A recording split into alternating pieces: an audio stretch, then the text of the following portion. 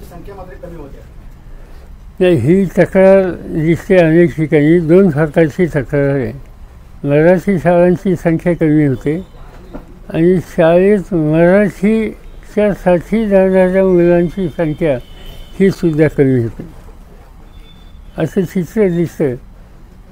तिथे जीवन मराठी फक्त सीमित नाही, प्राथमिक आणि माध्यमिक शाळांच्याबद्दलची ही स्थिती आहे. त्याच्यात अन्य भाषिकसुद्धा आहेत. आता मी एक उदाहरण सांगतो. मी स्वतः रयत शिक्षण संस्थेचा अध्यक्ष आहे. ही महाराष्ट्रातली एक मोठी संस्था आहे. आता आमच्या पुढे जे प्रश्न आहेत त्याच्यामध्ये दिवसेंदिवस मुलांची संख्या कमी होते संस्थेच्या शाळांच्यामध्ये. याची चिंता आम्हाला लोकांना आहे. आणि हे असंच चालू राहिले तर काही शाळा बंद होतील.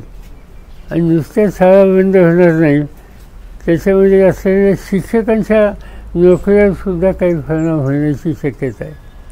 आणि म्हणून या प्रश्नाच्यासाठी स्वतंत्र बसावं लागेल. राज्य सरकारला याच्यात लक्ष द्यावंच लागेल. मुलांची संख्या कमी होणं हे महाराष्ट्राच्या दृष्टीनं, शिक्षणाच्या दृष्टीनं आणि मराठी भाषेच्या दृष्टीनं अतिशय चिंताजनक आहे. आणि त्याच्यातनं काहीतरी मार्ग काढावाच लागेल.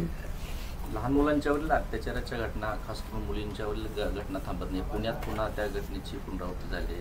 तर काय नेमकं धोरण आखलं जावं? असं आहे की सरकारने एक योजना काढली, लाडकी लेक. लाडकी लेक योजना, त्याच्यातून मुलींना अर्थसहाय्य या गोष्टीचं स्वागत करायला हवे. पण निवड तेवढ्या भागत नाही. त्याच्यात दोन गोष्टी आहेत. एका बाजूने लाडकी लेकच्या संबंधीची सहाय्य करण्याची भूमिका आहे आणि दुसऱ्या बाजूने मुलींच्यावरचे अत्याचार, मुलींना नोकरीच्या संबंधीची संधी न ठेवणं, या गोष्टीसुद्धा दिवसेंदिवस वाढत आहेत. अलीकडच्या काळामध्ये महाराष्ट्रामध्ये तुम्ही सगळ्यांनी एका गोष्टीला अतिशय महत्त्व दिलं आणि ते योग्य होतं. ते म्हणजे बदलापूर.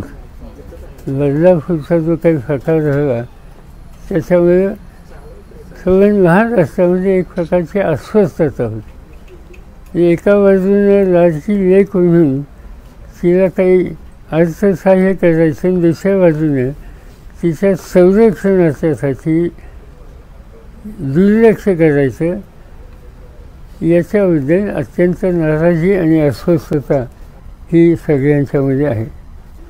लाडकी लेक याच्यामध्ये आणखी एक गोष्ट मला बघायला मिळते की हा कार्यक्रम हातामध्ये घेतला असं म्हणतात की इतक्या 1000 कोटी आम्ही तरतूद करणार आहे.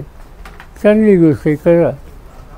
पण याच्यामुळे राज्य सरकारच्या हातात घेतलेल्या ज्या योजना आहेत आणि ज्याच्यावरची तरतूद आहे त्या योजना आता थंडावलेल्या आहेत. आणि एकच उदाहरण तुम्हाला स्थानिक द्यायचं झालं तर सांगलीला कॅन्सर हॉस्पिटल आहे.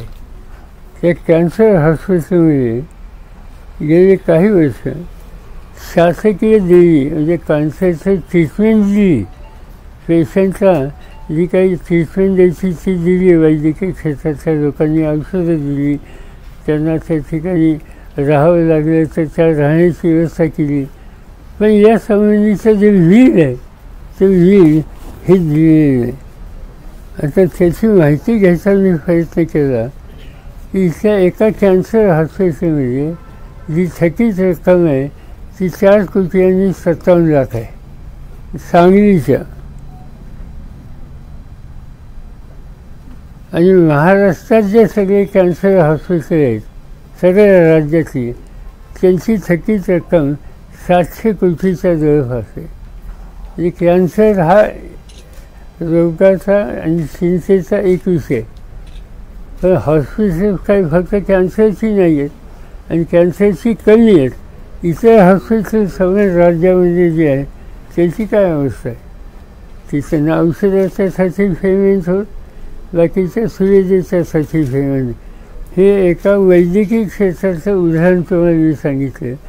असे अनेक क्षेत्र आहेत की जिथं सरकारने योजना आखल्या सरकारने बजेटमध्ये तरतूद केली, पण सरकारने त्या संबंधीचे पैसे उपलब्ध करून दिले नाहीत आणि खाजगी विचारला अधिकाऱ्यांना तर ते लाडकी योजनेकडं तिकडं लाडक्या लेखीकडं लक्ष देतात. होते नव्हते ते सगळे पैसे तिकडं आम्हाला डायव्हर्ट करायला सांगितले आणि त्यावेळेला आमचा नाईलाज आहे. असा अधिकारी स्वतःचं नाव जाहीर करू नका असं प्रेमाने सांगत वस्तुस्थिती सांगतात. नितीन गडकरींनी असं एक स्टेटमेंट केलं होतं जाहीर सभेमध्ये की ह्या ज्या फुकटच्या योजना आहेत त्यांची अंमलबजावणी कुठलं सरकार असलं तरी करू नये, त्याचा विपरीत परिणाम हा राज्यांच्या देशाच्या अर्थकारणावर होतो. तर तुमचं काय मत आहे त्याच्या बाबतीत? असं गडकरींचं एक वैशिष्ट्य आहे, त्यांना योग्य वाटलं ते सरकारचे विरोधी असले तरी ते बोलायला कधी थांबत नाही. आज येता विचारा तुम्ही त्यांना. आणि त्याच्यामध्ये अशा ज्या योजना आहेत तर त्या योजनेच्या संबंधी त्यांची मतं फरफर आहेत आणि ते सतत मांडतात. आता खरं सांगायचं म्हणजे एकटे गडकरीच असं बोलतात असं नाही. एकदा माझ्या ऐकण्यात आलं होतं की प्रधानमंत्र्यांनी कुठचंही भाषण केलं, आत्ताची गोष्ट नाही, काही दिवस झाल्यावर, की ही रेवली संस्कृती, त्यांनी शब्द वापरला रेवली. हां, ही रेवली बंद करा, रेवलीने प्रश्न सुटणार नाही आणि म्हणून ही रेवली संस्कृती बंद करा असं प्रधानमंत्र्यांनी सांगितलं होतं. गडकरी साहेब अधिक स्वच्छ सांगतात, स्पष्ट सांगतात आणि त्यांना योग्य वाटतं आणि खरंच अनेक गोष्टी योग्य असतात त्यात ते सांगत असतात. त्याचं कारण त्यांना प्रशासनाच्या संबंधीचा वास्तव दृष्टिकोन घेण्याची त्यांची सवय आहे आणि ती माझ्या मते योग्य आहे. या सरकारचं मत आहे की या योजनेमुळे महाराष्ट्रातल्या ज्या महिला आहेत त्या आर्थिकदृष्ट्या सक्षम होतील आणि समृद्ध होतील. कोणी किती जरी टीका केली, इव्हन बाजारात मार्केटमध्ये सुद्धा त्याचा परिणाम होईल आणि अर्थव्यवस्थेला उभारी मिळेल असं मुख्यमंत्र्यांचं मत आहे. लाडकी योजनेतून जे पैसे दिले जातात त्यामुळे ते पैसे मार्केटमध्ये येतात आणि मग ती मार्केटमध्ये नुकसान होते असं त्याचं मत. नाही, असं आहे की तुमच्याकडे किंवा माझ्याकडे 500 रुपये किंवा 1500 आले, आपण कुठे ना कुठे खर्च करणारच ना. मग तो कशासाठी खर्च करतो? मार्केटमध्ये खर्च करतो, हॉटेलमध्ये खर्च करतो, सिनेमाला खर्च करतो, कुठेही खर्च करतो. तर याचा उपयोग कुठे ना कुठे त्या भगिनीला हे होणार. पण प्रश्न असा आहे तो योजना तुम्ही चालू करा, त्याला आमचा पाठिंबा. पण ज्या यापूर्वी त्याच सरकारने योजना जाहीर केल्या त्यासाठी तरतूद जाहीर केली त्याचं पेमेंटही करा. उद्या शाळेमध्ये शिकणाऱ्या मुलांच्या संबंधीच्या काही सुविधा त्याची तरतूद आहे, पण सुविधा देण्यासाठी लागणारी रक्कम नाही.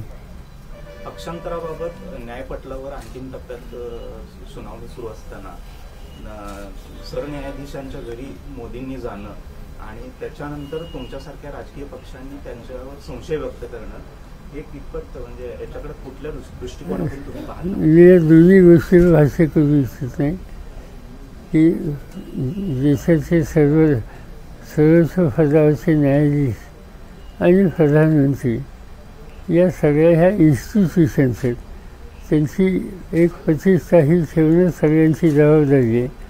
तसं इन्स्टिट्यूशनची प्रतिष्ठा ठेवणं सगळ्यांची जबाबदारी आहे. त्याच्यापेक्षा जास्त याच्यावर भाष्य करू नये. एमआयएम पक्षानं तुमच्या राष्ट्रवादी आणि काँग्रेसला एक प्रस्ताव दिला आहे, जेव्हा मुस्लिम बहुल 28 जागांच्या यादीवरचा हा प्रस्ताव दिलेला आहे.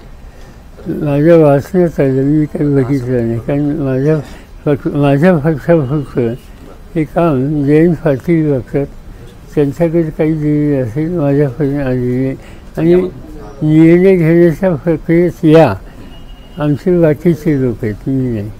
एकीकडे सरकार योजनांचा पाऊस पाडत आहे, त्याचबरोबर आर्थिक सुद्धा देत आहे, मग त्याच्यात सरकारच्या तुझीवर फरक पडतो.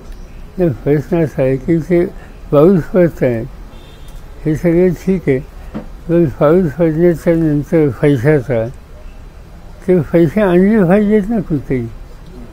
नुसते झे घेऊन चालणार नाही, पाऊस पडायला पाहिजे. मला एक संलग्न प्रश्न, काल खासदार वर्षात यांनी घोषणा केली की आमचं सरकार आलं की आम्ही 3,000 रुपये बहिणींना देऊ.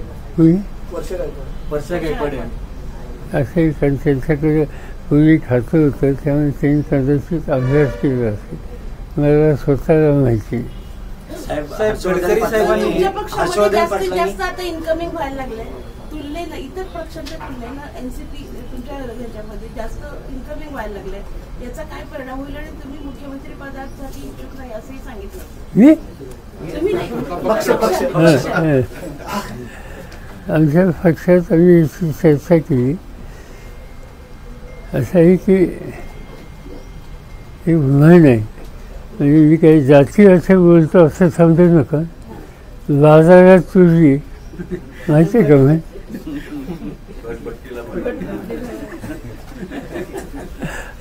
कशाचा काही पत्ता नाही. आजच त्याची चर्चा आहे. अजून निवडणुका व्हायच्यात. मेजरचे आहे का? सरकार बनवायचं म्हणजे तर बहुमत पाहिजे. बहुमत असलं तर नेता निवडते. नेता निवडला तर मुख्यमंत्री होत. आणि कशाचं काही नाही. उगीच आपलं काहीचे काय जयंत फडणवीस कधी याच्यावर बोलतात का? त्यांना माहिती आहे वस्तुस्थिती काय. सध्या राज्याची जे काय वातावरण चालू आहे, सध्या राज्याची परिस्थिती काय वाटते आपल्या? एकीकडे महागाईचा विषय कोणच घेत नाही, फक्त पक्षांतर चालू आहे, राजकीय विषय चालू आहे. सारी सर्व गोष्टी महाराष्ट्राच्या विकासाचे प्रश्न, महागाईचे प्रश्न, बेरोजगारीचे प्रश्न, ज्याच्यामुळे सर्वसामान्य लोक अस्वस्थ आहेत, त्याकडे अजिबात शासनाचं कुणाचं लक्ष नाही. पण ठीक आहे, आता एक महिन्यानी निवडणुका यायची. निवडणुकीचा निकाल लागल्याच्या नंतर या सगळ्या गोष्टींच्याकडे दुर्लक्ष केल्याचे परिणाम निवडणुकीमध्ये दिसते, तर मला आश्चर्य वाटत नाही. साहेब, गडकरी साहेबांनी एक विधान केलं की विरोधी गटातील लोकांनी पंतप्रधान पदासाठी मला बोललेले होते, तर निकाल लागल्यानंतर असे काय हालचाली झाल्या का की गडकरी पंतप्रधान पदासाठी किंवा इथून असं आम्ही काही कोणी बोललो नव्हतो. आमच्याकडे आमच्या खासदारच नाही, तर आम्ही कशाला सांगू की त्यांना. त्यामुळे कुणी सांगितलं हे त्यांनाच विचारलं. आम्ही सांगितलेलं नाही. हर्षवर्धन पाटलांनी भाजपला रामराम ठोकलाय आता. ठोकलं हो, ठोकलाय. आणि राष्ट्रवादी कधी? तुम्हाला मला हे म्हणजे राजीनामा ठोकला.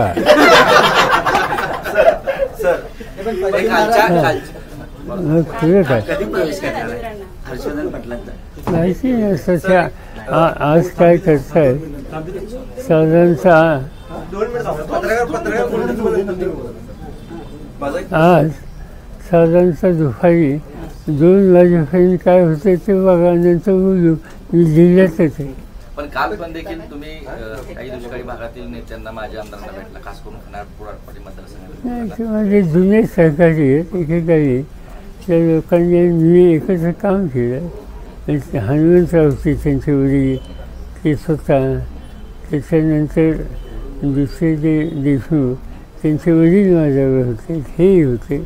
जुन्या सहकारी बऱ्याच वर्षात घेत नाही. मी चालू म्हणून प्रेमाने भेटायला. आपल्या बैठकीतून बाहेर पडल्यानंतर थेट त्यांनी भाजप सोडलं, मी राष्ट्रवादी पवारसाहेबांच्या गेलो असं सांगितलं. सांगितलं का? हो, त्यांनी सांगितलं की भाजप बैठकीत काय झालं सांगितलं. घेतलं ना. दाखवा साहेबांना काय शब्द भाजपने आम्हाला शिवसेनेला विकलं हा सुद्धा शब्द त्यांनी प्रेस घेतली बाहेर. हो, जाता राजेंद्र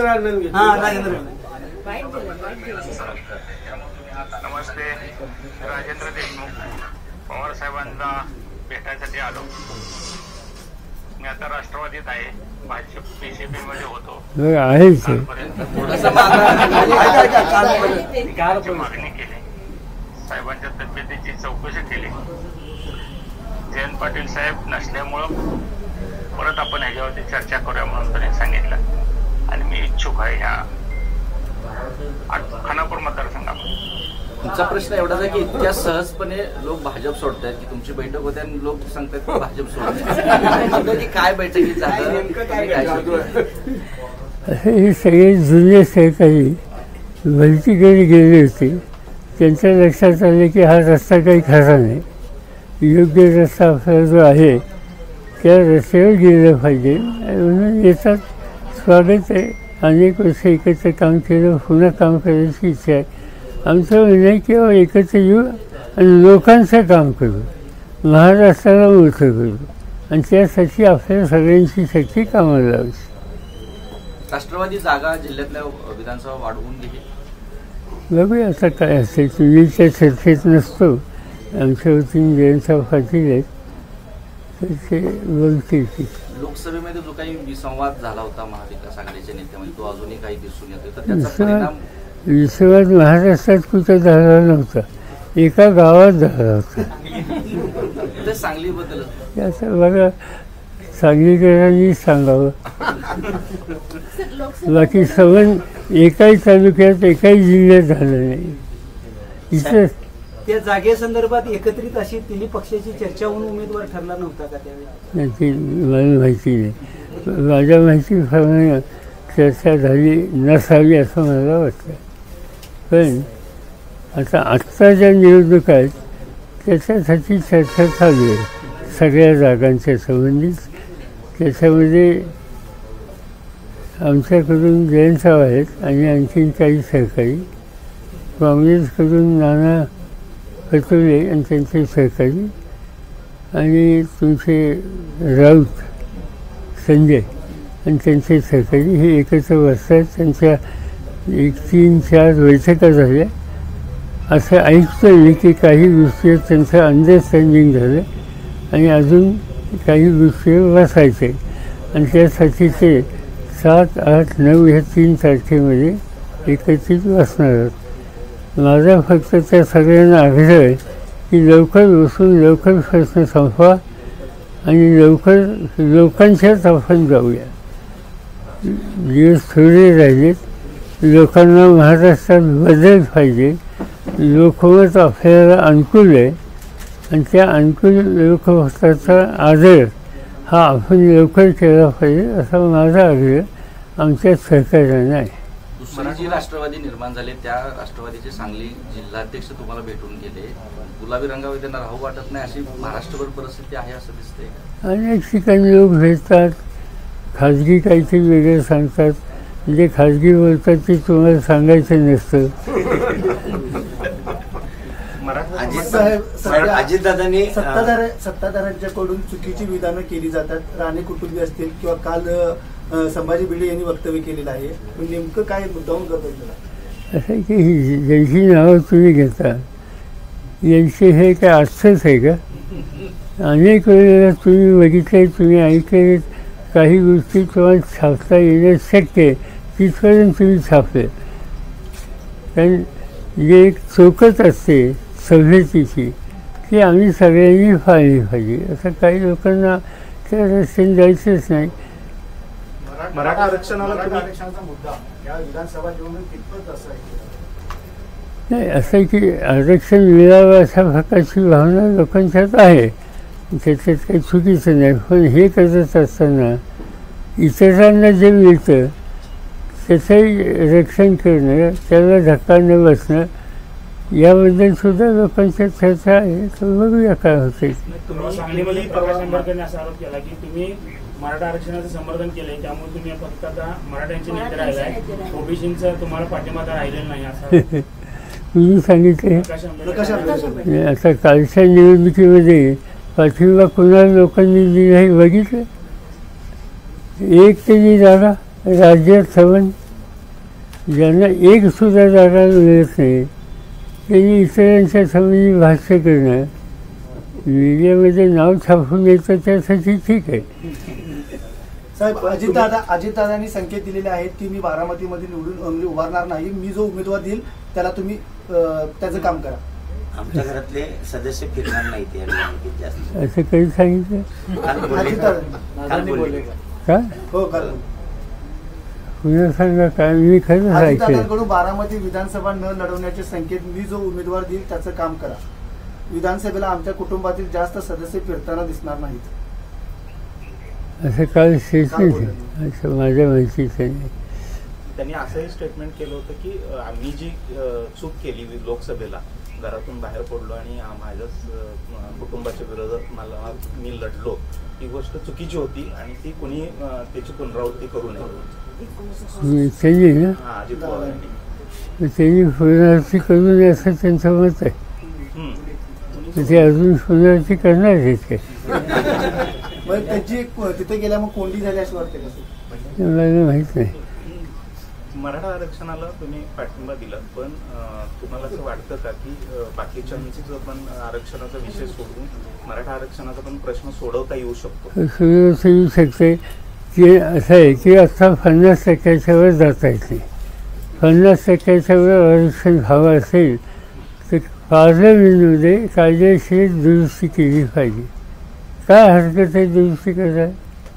आत्ता 50% आरक्षण आहे, जाऊया 75%.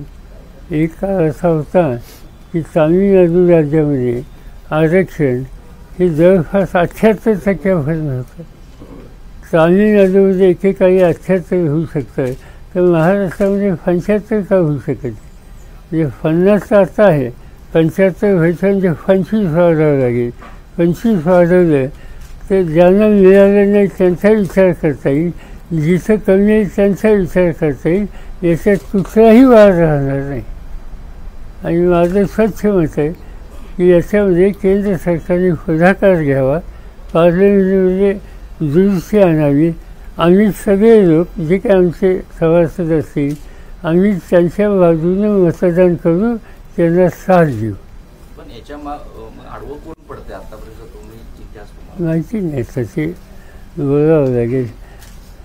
विधानसभा निवडणुकीच्या अनुषंगानं उमेदवारांची यादी तुम्ही जाहीर करणार होता गेल्या आठवड्यामध्ये, येत्या 10 दिवसामध्ये जाहीर करणार होता. त्याच्यात असं आहे की उमेदवाराची निवड, उमेदवाराचं वाटप याच्यात मी कुठेही नाही. त्याच्यासाठी मगाशी मी सांगितलं आमची कमिटी आहे, ते बसून निर्णय घेतले.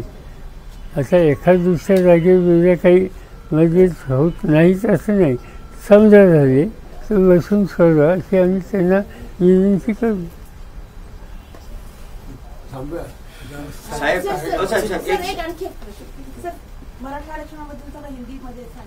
जमल्याचं साहेब एवढी एनर्जी तुमच्यात कुठून येते साहेब? राज काय आहे साहेब? एनर्जी महाराष्ट्राला प्रश्न पडला की साहेबांच्या एनर्जी जसं जसं वय वाटतं तशी एनर्जी वाटते. प्रकाश आंबेडकरने आपण टिप्पणी केली, त्याचं उत्तर दिलं मी मगाशी. काय नाव आहे? नितीन गडकरी तुमच्यासोबत आज उपस्थित राहणार आहेत. महाराष्ट्रावर शक्तीपीठाचा एक मोठा प्रश्न आहे. शेतकरी मोठ्या प्रमाणात त्याच्या विरोधात आंदोलन करतात. शक्तीपीठ महामार्ग अजूनही रद्द करायला सरकार कोणते? माझं मत आहे त्या सगळ्या शेतकऱ्यांना तिथल्या लोकप्रतिनिधींना विश्वासात घेतल्याशिवाय अशा प्रकल्पाचा आग्रह धरू नये. नाही तर लोक रस्त्यावर येतात. कशासाठी करता? करूया, आवश्यकता असेल तर करूया. आज अनेक महत्त्वाचे रस्ते महाराष्ट्रात झालेले तर होत आहेत. गडकरी त्या खात्याचे मंत्री झाल्याच्या नंतर एकंदर देशातल्या रस्त्यांची स्थिती सुधारते. त्यांचा अतिशय विधायक दृष्टिकोन आहे की या सगळ्या कामाचा निर्णय घेताना कोणत्या पक्षाचा आहे, कुणाला फायदा होतो हे कधी बघत नाही. ते देशाला, लोकांना हा अफसूस त्या ठिकाणी घेतात. आणि असं अनेक चांगले रस्ते त्यांनी केले. जर आज तुमच्या जिल्ह्यात मी कधी जर फलटणच्या या भागात जाताना जो रस्ता आहे, पूर्वीचा रस्ता आणि आजचा रस्ता त्यात फार फरक आहे. आता उत्तम रस्ते दिसायला लागले आणि त्याच्यामध्ये गडकरींचं काम मोठं आहे. त्यामुळे आत्ता जे त्यांचं सगळं चाललं आहे ते असंच गतीने चाललं पाहिजे. आणि ते चालू असताना आणखी नवीन ज्या गोष्टी आपण सांगतो त्या बाबतीत त्यांचं मत काय आहे, त्यांची तरतूद त्याबद्दलची किती आहे, या सगळ्या गोष्टीची माहिती घेऊन नंतर हे करावं.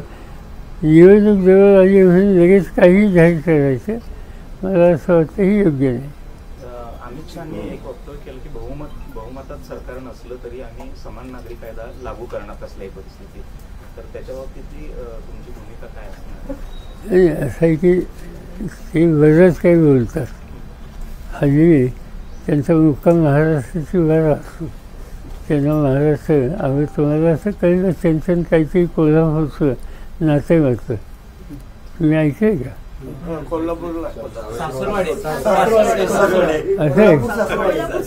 सासूबाई साहजिकच आहे. तर त्यांचं ते इथं बऱ्याच येतात, भाष्य करतात. देशाचा भेळ उंचवून भाषण काय करतो? शरद पवार, उद्धव ठाकरे यांच्यावर लक्ष ठेवा. त्याच्यानंतर जे विरोधी पक्ष आहेत आमच्या सगळ्यांची ते फौदा वाचलं सगळं तुम्ही. फौदा छोका असं एकंदर कायदा सुव्यवस्था ज्यांच्या हातात ते फार चांगली भाषा वापरत आहेत, चांगलं मार्गदर्शन जनतेला करत आहेत. त्या संबंधीचा निकाल आणखीन 1.5 महिने योग्यच. जातीय धार्मिक ध्रुवीकरण कुठं नेऊन जाईल? महाराष्ट्राला जातीय आणि धार्मिक ध्रुवीकरण करण्याचा जो भाजपचा प्रयत्न आहे, जे काही घडते ते अत्यंत चुकीचं आहे. आज या संबंधी निवडणुकांपर्यंत कुणी बोलणार नाही, पण निवडणुका झाल्याच्या नंतर जे कुणी सत्यशोधक विचाराशी समृद्ध झालेले लोक आहेत, समस्येच्या संबंधीची स्पष्टता आहे, अशा सगळ्या लोकांना एकत्र करावं लागेल आणि या प्रवृत्तीच्या विरुद्ध आवाज उठवावा लागेल. हे महाराष्ट्राच्या दृष्टीने हिताचं नाही. काही झालं तर हा महाराष्ट्र आपल्याला एकसंध ठेवायचा. हर्षवर्धन पाटलांचा मुहूर्त ठरलाय का शेवटचा? हर्षवर्धन पाटलांचा मुहूर्त काय नाही काय? आज दुपारी काय होतं बघा. 2 वाजेपर्यंत तुम्ही माझ्याकडं प्रतिक्रिया विचारायला कदाचित याल. आजच तिसरी आघाडी तयार झाली आहे. संभाजीराजे असतील किंवा राजू शेट्टी असतील, बच्चू कडू, याचा काय परिणाम होईल का? तो जाणीवपूर्वक ती आघाडी होते. नाही, केव्हाही हे लोक एकत्र येतात म्हणजे त्यांचा परिणाम होणारच. आणि परत संभाजीराजे वगैरे हे सगळे महान घराण्यातले लोक आहेत, त्यामुळे नक्कीच परिणाम होईल. त्यामुळे आमची झोप गेलेली, आम्ही सगळे भयंकर अस्वस्थ. आता काय आपलं होणार? सध्या अमित शहा आणि मोदींचे महाराष्ट्रात दौरे वाढलेले आहेत. चांगली गोष्ट. मागच्या लोकसभेच्या निवडणुका झाल्या, मला कुणीच काही सांगत होतं, माझ्याकडे काही रेकॉर्ड नाही असता, की महाराष्ट्रात 18 ठिकाणी त्यांच्या सभा झाल्या प्रधानमंत्र्यांच्या, 18 ठिकाणी, आणि 14 ठिकाणी त्यांचा पराभव झाला. त्यामुळे 18 ठिकाणी सभा घेऊन 14 ठिकाणी पराभव होत असेल तर आमची विनंती आहे की विधानसभेत जास्त या, इथं आणखी सभा घ्या. चला.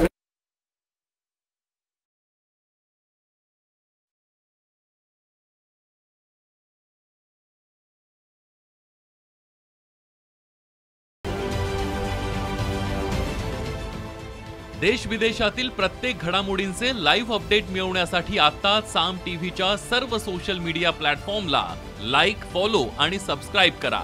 तसंच सर्व नोटिफिकेशनसाठी बेल आयकॉन प्रेस करायला विसरू नका.